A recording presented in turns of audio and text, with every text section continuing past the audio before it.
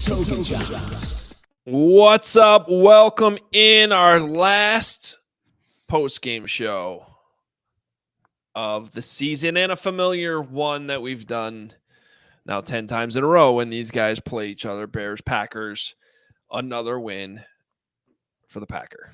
I believe I have covered 20 plus Packers wins or Bears losses, put it that way, since I've taken over this beat. Wait, someone texted me this earlier.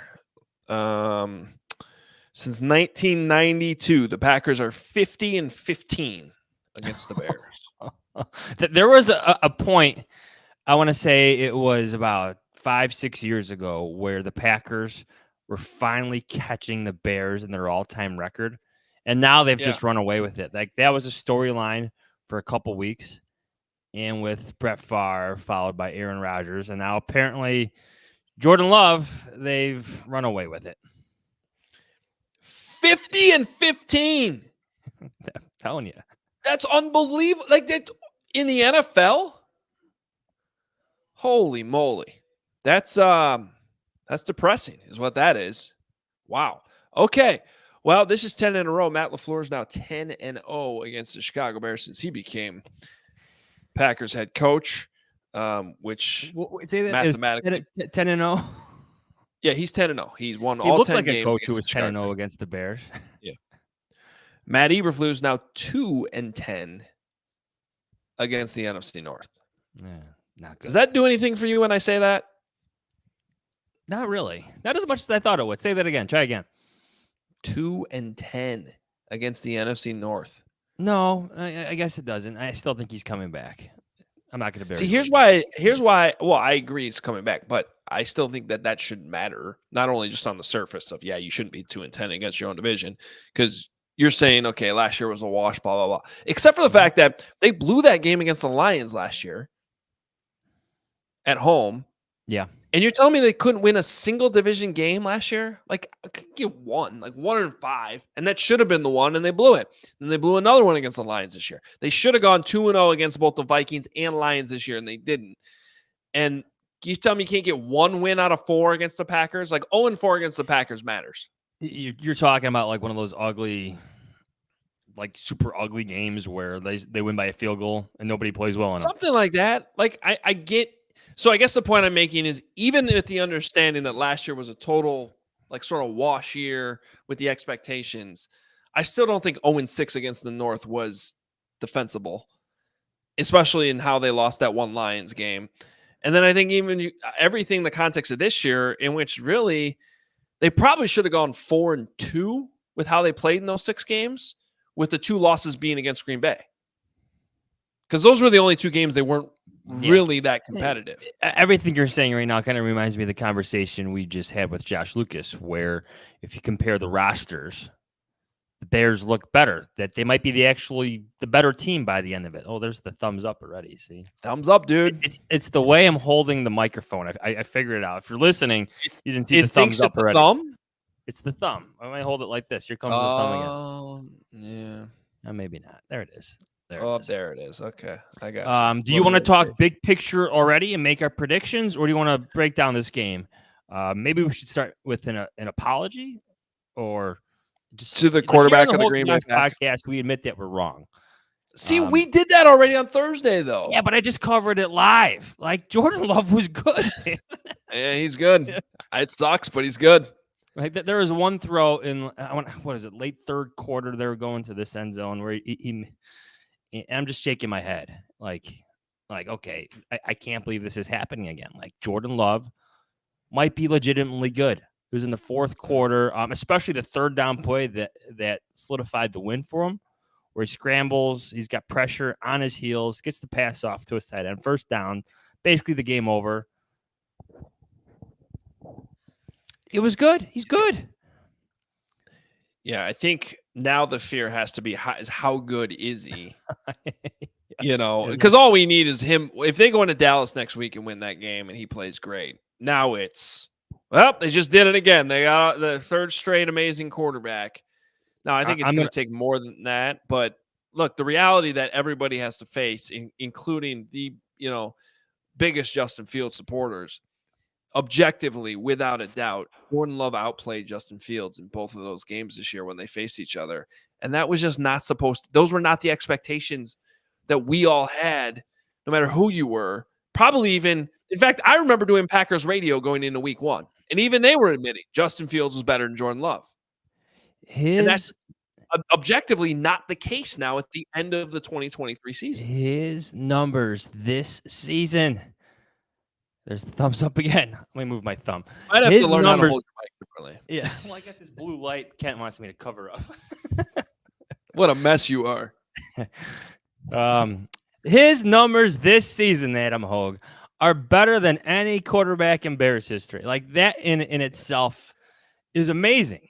I mean, his first full year as a starter would have broken all the franchise records of all the various quarterbacks who ever played for the Chicago Bears. Like, that is amazing. That in itself is also depressing. But it's the hard reality of the two franchises. Wow, it's really incredible that that's the case. Kevin Fishbane has a not-so-fun fact in his column that Jordan Love did something today against the Bears that Brett Favre and Aaron Rodgers never did against the Bears. I'm not going to give it away, but it's a stat in his column. So we have to go read The Athletic, theathletic.com/Hoge Jahns. Yes. If you want to make yourself sick, go see it. If you're a glutton for punishment, go see it. It is not good. It's kind of depressing when you consider how many quarterbacks that we've covered in the past 10 years, but it's the hard truth. All right, well, all that aside, I want to get to some of the reaction that you got at Lambeau. You're obviously there. I'm back at the CHGO studios in Chicago. Let's start with – I want to start with Justin Fields and what he said because he had a message for Bears fans on his way out. I want you to kind of paraphrase what he said and then give me your reaction for maybe what you think he meant by it or what he's expecting. Well, he said goodbye, essentially, including to us, the media. I don't expect him to talk to us tomorrow during open locker room. Maybe he does a couple interviews this week, but it was his goodbye. Again, I feel like he's shared these sentiments before. He's shared these feelings before in various interviews where there's some finality, some conclusion to them. And he said goodbye. This time it was to the media. He made a joke about how tough we were and whatnot. It's the Chicago media, but he thanked us and he said goodbye. That's literally what I said when his press conference concluded. I'm like, well, that was a goodbye. Yeah. And part of me feels like there should be more to this story. Like, this isn't over yet. Maybe the evaluation process is really just beginning. Caleb Williams, Drake May, Justin Fields, what do you do? Like, those conversations are just going to get going full throttle right now at Hallis Hall. But that was my takeaway in that room, 10 feet away from Justin Fields. That was a goodbye. Yeah, and my reaction is kind of what you just said. I don't think this evaluation should be done because I think the evaluation has to include the trade compensation. Column A, column B, column C. What does it look like with all the trade compensation included? And so we don't know all that now. And the evaluation on these rookie quarterbacks are not, they shouldn't be complete at this point. Now, are you leaning one way? Possibly. But all that being said, Justin Fields doesn't say those things, doesn't give kind of that goodbye message at Lambeau Field today if he feels like he's coming back or if he feels confident that he is coming back. So at a minimum, he is feeling some doubt over his future with the Chicago Bears. So all that confirms is there's not some internal message that's been given that says, that in his mind, despite all the outside talk, Johns, that, he feels comfortable that he's coming back, all his teammates supports, all these things we've heard. It just kind of confirms that doesn't necessarily move the needle here, that Justin Fields himself is as unsure as we are, as the fans are about what's going to happen here. I think now because of what happened. There we go. Oh, I heard you for a second there. Now, he did kind of reference last year a bit where the similar situation came about. But I think it's so different now because we expected him to return for his third season. Like we expected Eberflus and Getzy to be back. Like now there's so many unknowns, so many big, picture questions that need to be played out and answered at Hallis Hall now. So the uncertainty has increased. Last year, there wasn't much for Justin Fields because he was kept in the loop by Ryan Poles. This time, I don't think he's going to be.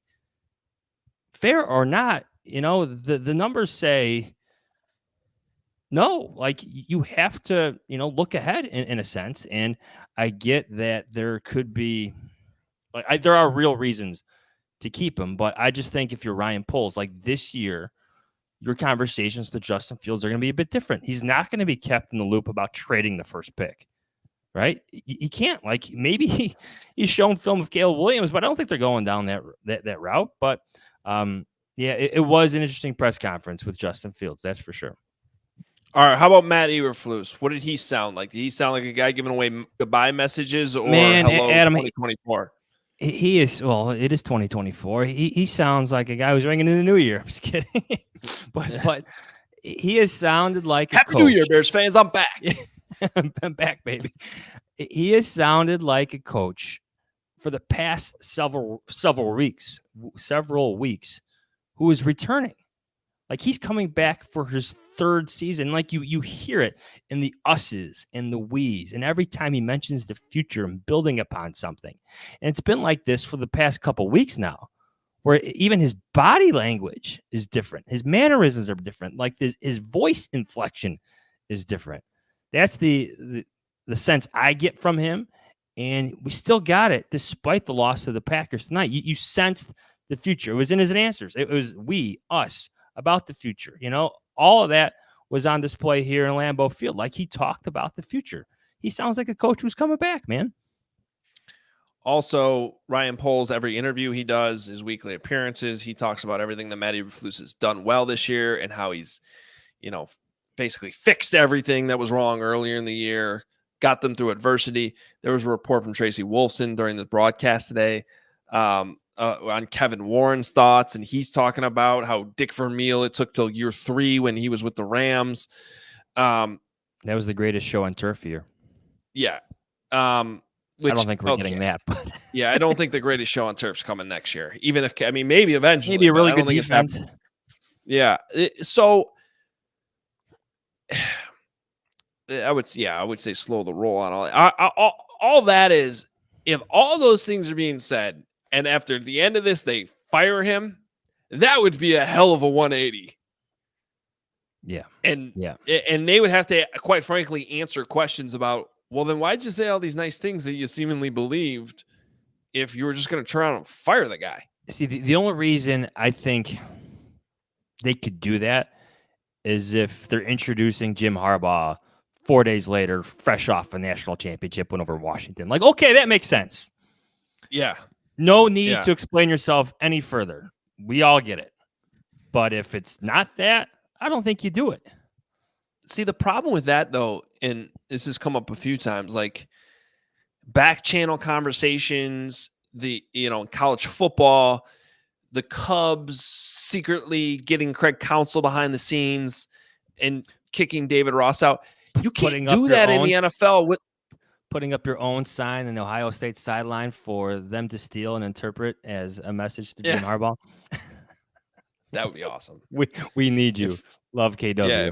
What's that guy's name? Connor or whatever? Stallions. Yeah. He was at the Rose Bowl, by the way. Maybe he's in the crowd putting up a sign that's like, come get me, Kevin Warren. Yeah. So Kevin Warren has to go to game day and put up his own sign where it's just like a bear's head, ? Please. Something like that. Send a message. We're kidding around about this, but to me, the most interesting comments today came from DJ Moore. Like I was in that media scrum with him. Real quick, Johns, real quick before we get to that, can I just finish what I was saying though? It's just hard to do all that back channel stuff with the Rooney Rule. You know what I mean? Like you can't just keep things status quo till Friday, and then all of a sudden Friday, oh boo, we're hiring Jim Harbaugh. You can't do that without going through the Rooney Rule requirements. So you would have to fire Flus, and there'd have to be a gap before you actually introduce Jim Harbaugh, and you'd have to make sure and all that you don't get in danger of any tampering, that you went around the Rooney Rule. It's very complicated. You just can't do in the NFL what the Cubs did with Craig Counsell is my point. But you should try. I'm kidding. Okay. I'm kidding. Yeah. You know, I get 100% what you're saying, but yes, at this point in time, like, you always come up with your own like list of head coaching candidates, and Jim Harbaugh stands out. Like, he stands out so much at this time. Like, you know, of course, there's some young offensive minds like Ben Johnson, you know, is going to be like the hottest name out there, and I get it, right? But Jim Harbaugh's work, like, it speaks for itself. It's like a no-brainer decision if you're the Raiders, Chargers, or if the Bears go in that direction. I know I'm kind of making light of this situation right now, but I mean, that's just the way I see it. It's Jim Harbaugh and everybody else. Yeah, I agree. All right, now you're right. DJ Moore had some interesting things to say. You were there. Tell us about what happened. It was a conversation about the offense. And at first, it sounded like DJ Moore doesn't agree with the identity. Like, he wants it to be a more explosive offense. He wants to know why there haven't been more explosive plays. He wants to know why they're this run-first team, right? He wants to know what type of offense they want to be. And he goes, go look at the film. You know, when we won our games, we were more explosive. Did we miss explosive opportunities in other games? And then he was asked specifically about the play calling of Luke Getsy. And his answers, his first three words were, I think it's fine. First few words, I should say, or I think it's fine. It's fine. And that, like, just in terms of, like, if you're going to compare votes of confidence, like, Jaquan Brisker said, like, yes, Matt Eberflus should come back. I want him to come back. That sounded so different than what DJ Moore said earlier about Luke Getsy. And I'm sure everyone who was in that scrum, their eyebrows were raised, and you know, that's going to go viral for what he said. And it should. It's the first public display of criticism from a player, right? At least that's how I took it, where this star player who set career highs in touchdowns and receiving yards is not happy with the play calling they got this season, even though he produced at such a high level. Like, that is something that Matt Eberflus, that Ryan Poles will want to hear in their exit interviews with him tomorrow at Hallis Hall. Absolutely. Probably in stronger words. Well, and when you say that, do you think they're going to ask him to explain his comments, or ask him to do so in a way where, we want the truth, be brutally honest? Yeah. Well, or are they going to be upset that he made those comments? No. If there's one thing I've learned about Matt Eberflus, is he wants brutal honesty. He's taken a lot of feedback from his players this year, especially on defense. You talk to them about it, they love him for it. So he would expect that from DJ Moore. This is DJ Moore's first time going through this for Matt Eberflus. So to hear that, I think would be of great benefit for Matt Eberflus, who may have to make some decisions about his offensive play caller and his quarterback. Well, and at minimum, it was him declining an opportunity to go to bat for Luke Getsy. You know, beyond that, it was actual criticism of Luke Getsy. And you made the point of comparing it to some of the things the defensive players have said about Flus, where they flat out said, we want him back. How about comparing it to what DJ Moore said about his quarterback just a few weeks ago, saying that he's better than the two guys coming out of college? Not that he's watched the film on him, but, you know, that was a very decisive going to bat for Justin Fields. And compare that to what that answer was to today, which I believe it was Potts who asked the question.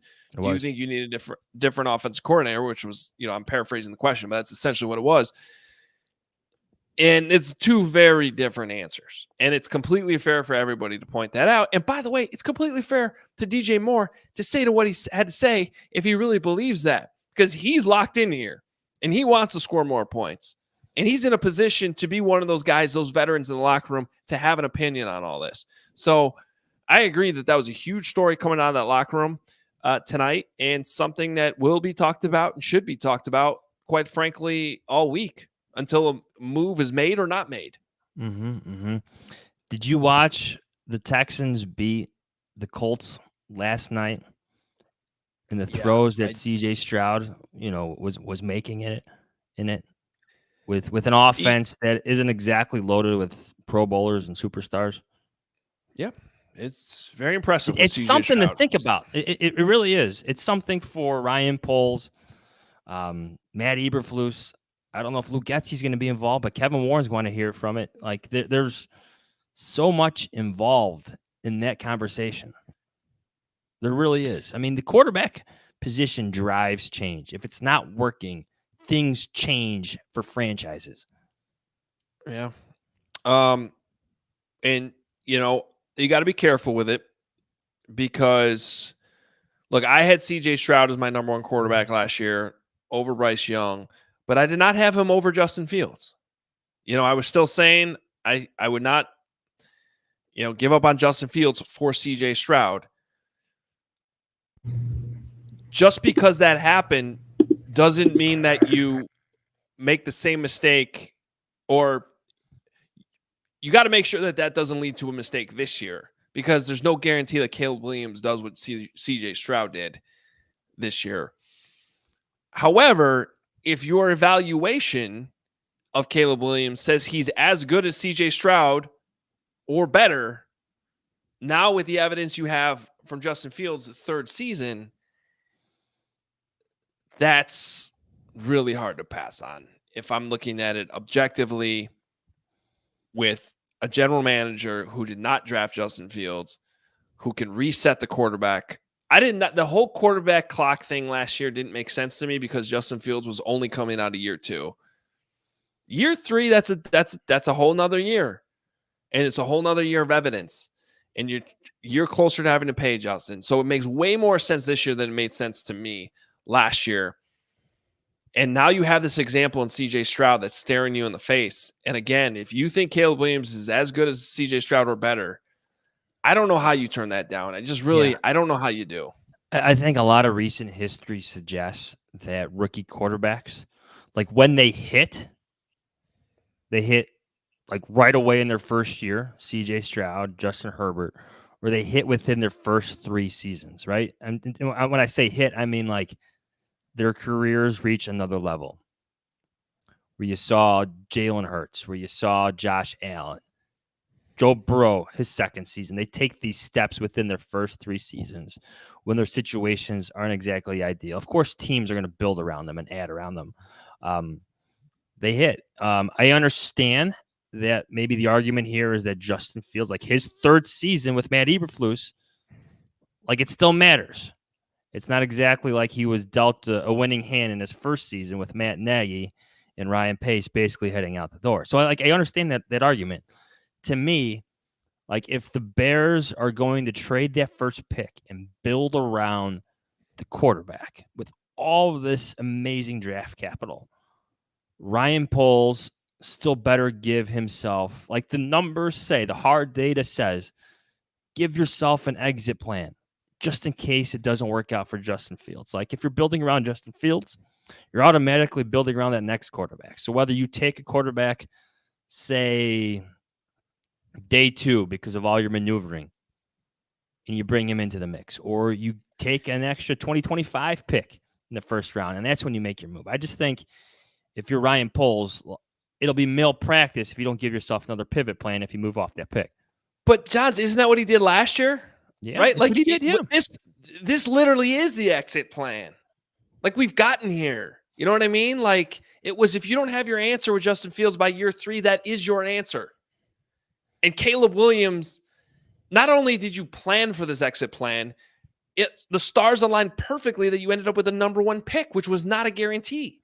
So again, it's just like, maybe we'll all be wrong about this, but the logic and how this all lines up to me, and I'm not talking about my opinion on it. I'm talking about how NFL general managers would look at this.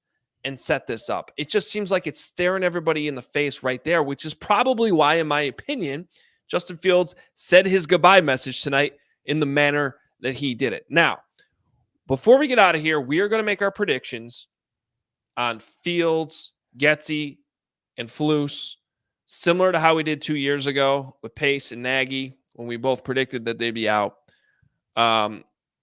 without for sure knowing that. But before we get there, I still feel like the elephant in the room, the wild card in all this that has to be discussed is Kevin Warren. And I think it has to be discussed, Johns, that since we did Thursday's episode, a big day in the life work day, whatever, of Kevin Warren got put out by the Chicago Bears. It was a big story. Mm-hmm. The very next day, he does a public press conference. I was there at Lurie Children's Hospital. Regardless of what it all means, big picture, shout out to the Warren family for donating $1 million to Lurie Children's Hospital, something that's very near and dear to my heart, which I expressed on Twitter on Friday. So that's just amazing, regardless. But just the timing of all this, and we know Kevin Warren's going to talk this week. We've been informed of that.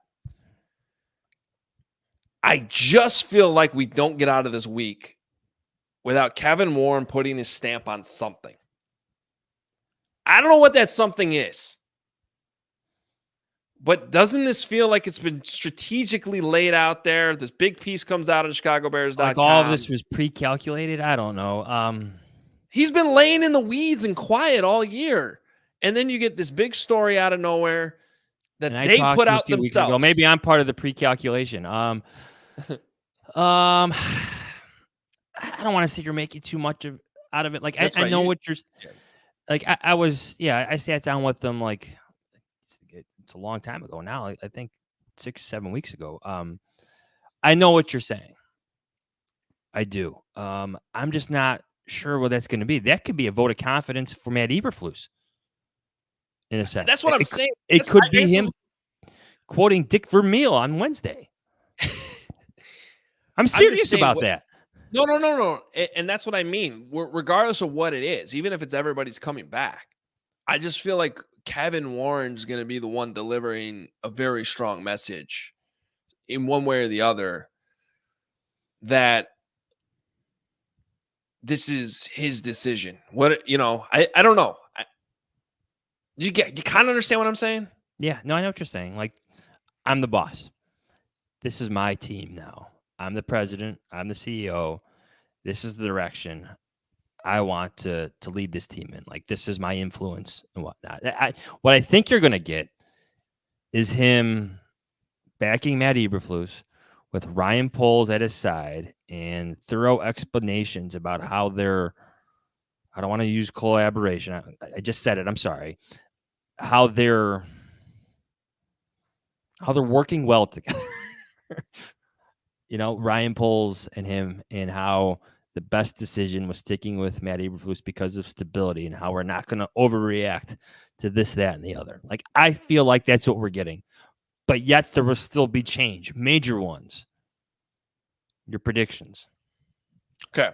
So 4 questions. Will Matt Eberflus remain the head coach of the Chicago Bears? Yes. I say yes, too. Will Luke Getsy remain the offensive coordinator of the Chicago Bears? No. I'm going to say no. Will Justin Fields be the quarterback of the Chicago Bears week 1 of next season? No. I'm going to say no as well. Now, the 4th question is, of those 3 answers you just gave, which one would you be, if you had to pick one of those that ends up being wrong, which one would you pick? Fields. Okay. Based on, I think there's a connection between him and Eberflus. One that maybe supersedes the Getsy influence, the Getsy play calling, that conversation. I think Fields and Eberflus have established a rapport, maybe even a trust together. You know, it's like him giving him a message of 200, where he Yeah. went 2 touchdowns, 0 interceptions, 0 sacks, like little goals like that. It's Eberflus sitting in the quarterback's room for 2 years. It's him having these breakfast club meetings with Justin Fields over these past couple of years, like different interactions. So if there's one that I don't feel good about, it's that one, because I feel like there has been a relationship established between the head coach and quarterback. So I probably agree with you, but in the interest of us not giving the same 4 answers to all 4 questions, I am going to say Flus. And it goes back to what I was just saying about Kevin Warren. And it's just always stuck in the back of my head from day one with this guy. And not even just what he said in all of his press conferences when he first got here or at the owners' meetings, when we were there in Arizona. It goes back to things I was told about him from day one with the sources I checked in with that had worked with him and knew him and all this stuff. He shoots for the moon on a lot of things. And that being said, I have no idea if he's shooting for the moon with Jim Harbaugh, but it definitely would not shock me if he was. Just knowing what I know about Kevin Warren and his history. Like if there was ever a team president come in and shoot for something like that in the past we were like, Jim Harbaugh, the Bears would never do that. I feel differently about that now that Kevin Warren's here. And Well, something about status quo here. 10-24 over 2 seasons. Granted that's not completely fair to put all on Eberflus. But the other record we talked about earlier that I do think you can put a lot on Flus. 2-10 against the NFC North. 0-4 against the Green Bay Packers. Something about status quo, Johns, does not match Kevin Warren to me. And I cannot get that out of my head. It's just a feeling I have. And I may end up being completely wrong about it. But so to answer that question I just asked of those 3, which one we think we could be wrong about, I'm going to go with my Eberflus prediction, which I do think he'll be back. But if I'm going to be wrong about one, that's the one. And I think it has to do with Kevin Warren. And Jim Harbaugh is the only big swing. Like to play out your scenario, like I was making light of the situation earlier, but I've written this. If you're going to get rid of Matt Eberflus, go for the big swing. Go for Jim Harbaugh. Right? Go for the coach that NFL teams have been looking at or trying to pry away from Michigan for a few years now. Like that is the home run swing. I don't think Ben Johnson is. I don't think Bobby Slowick is. Like we've had our run of hot name coordinators, right? We've had a couple defensive guys come through here. We went with the retread coach for the first time in John Fox. That didn't work out well. We went way out of the box for Mark Trestman. That didn't work out well. We tried the young hot name coordinator, Matt Nagy, from the Andy retreat. That didn't work out well. So to me, it's the home run swing or you keep Flus. That's really it. Yes, you have to do your due diligence. Yes, you have to interview other candidates. Yes, you need more information. And yes, if you bring in Jim Harbaugh, your structure is going to have to change. It's going to have to. But if you're making, I don't know. There's been some whispers that he might be okay. I know. Come on. I think that's why he didn't ultimately get that Vikings job, though. And so maybe he's that desperate for an NFL job because he knows what's coming down. By the way, getting Jim Harbaugh might mean Jim Harbaugh's not coaching week 1 for you because the NFL has already kind of come out and said that if he gets an NCAA suspension, they're going to honor it. Or at least some of it. So he may end up being suspended. That's part of it, right? That's part of the evaluation with Harbaugh. Like, stuff like that happens under his control. I will say this to maybe further the intrigue. I think Ryan Poles knows what it's like to work with very highly influential, but very, very successful head coaches. Just look at Kansas City, where Andy Reid is king. I think Ryan Poles might be able to handle that situation the Jim Harbaugh situation quite well, just because I think he's got a history of dealing with influential head coaches. Yeah, well, Just Ryan to Poles seems further like a the guy. intrigue. Yeah, yeah. I mean, Ryan Poles. There's a lot of GMs that would not have loved the structure changing on them a year after taking the job, and all of a sudden having Kevin Warren above them. So Well, Ryan Ryan Poles Poles, seems. he just strikes me as very confident in what he's doing, believes in Yeah, himself. yeah. And most of the results have been, with some couple bad exceptions, but most of the results have been pretty good that support that. All right. Any other final thoughts before we get out of here? No, it should be an interesting week. Yeah. I think tomorrow is going to be mostly quiet when it comes to Chicago Bears. Maybe loud across the league with some other moves, but be very interesting to see what happens with Bill Belichick, for instance. You want to trade Justin Fields for Bill Belichick straight up? No. Okay. Just checking. I think we got some chats to go through real quick. Oh, do we? We got some super chats? Got some super chats. Can't. Oh, my bad. Eric Freer, $5. Brady was 29-7 versus the Jets. It's that level of stupidity. Yeah, it's almost, He's referencing the Packers record. 50-15. 50-15 with 3 different quarterbacks. Patrick Metz, $5. Luke Getsy made Joe Barry's defense look spectacular. Yet the Panthers were able to hang 30 points on them. Someone will have to be the scapegoat. I brought up this point on CHGO, Johns. There's still a scenario in which Joe Barry gets fired, even with the Packers making the playoffs. In fact, I would still say that's a likelihood.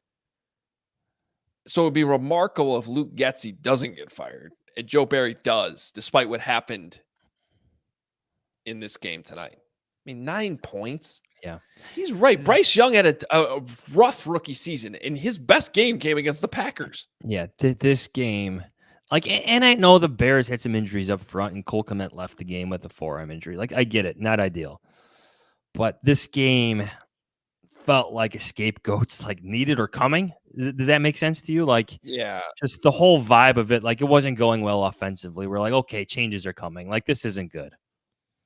That's why I felt like all week this game was going to matter. I really did. And I think it did, especially for the offensive coordinator and the quarterback. Do we have any others? Cloudy future, which, by the way, is not what the Bears have. The Bears have a bright future, regardless. We hope. He says $5. Excited to see how Eberflus and Poles screw up Caleb Williams or Drake May. That should be good stuff. Have to have that circle of suck going. Well, I have a little faith. Yeah. The Bears will get it right eventually. Patrick Forney, I do not know what CHF is in the currency world, but there's 10 of those. Excuse my French. Oh, so is it French? Oh, Franks. Of course. Oh my God, I'm the worst. You want to take a stab at this?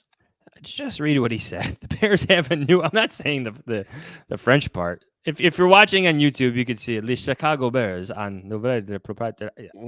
Nouveau Propriétaire. I think I just actually did it pretty good. Whoa! Whoa! Don't delete it. I can't see it. The Bears have a new owner. Matt LaFleur is 10-0 against the Bears. The Vikings and the Bears have the same season. Go Pack, go. Okay. So it's a French Packer fan jumping in here. Classic. We appreciate the super chat. Marlon Harris, $5. No good OC is coming to Chicago with a lame duck head coach. See, I actually will debate that. There are some intriguing offensive coordinator names out there, or could be potentially available, especially some up-and-coming offensive coordinators who do not call plays, who may need that opportunity to further their own careers. Okay, that idea I hate. Don't hire another guy who's never done something before. Okay, then how about Kellen Moore? Bears keep doing that. Then how about Kellen Moore, who may or may not be retained by the Los Angeles Chargers? Maybe. Kellen Moore? Come on. Well, Kellen Moore didn't do much with Justin Herbert this year. I think there was a lot of things afoot in Los Angeles. and he wasn't retained by the Cowboys, who have continued to look good without him. So I don't know. I like Kellen Moore, but that is and by the way, I think an OC with the opportunity to inherit Caleb Williams, to work with Caleb Williams, there's still going to be people lined up at the door. But if they are hiring a new OC, I hope they're not hiring somebody who's never called plays before. Historically, not a good idea here. Doesn't go well. Fair point. Michael jumping in, $2. We need another effing corner. We need another corner! Still my favorite. But yeah, that applied to tonight. 100% did. Yeah, they missed Jalen Johnson. Jalen Johnson had a great ending of the season. He's going to get paid. Chris, $10. It's crazy to think the night Justin was drafted, news broke that Rodgers would be traded. Happened next year, and all the hope we had, and it might end in Green Bay where Love looked good. Stings. Mm-hmm. Yep. Mm-hmm. I still think they should have traded Justin Aaron Rodgers that night. I think it set them back. As good as Love looks now, they got to pay him, and they missed the years of the rookie deal.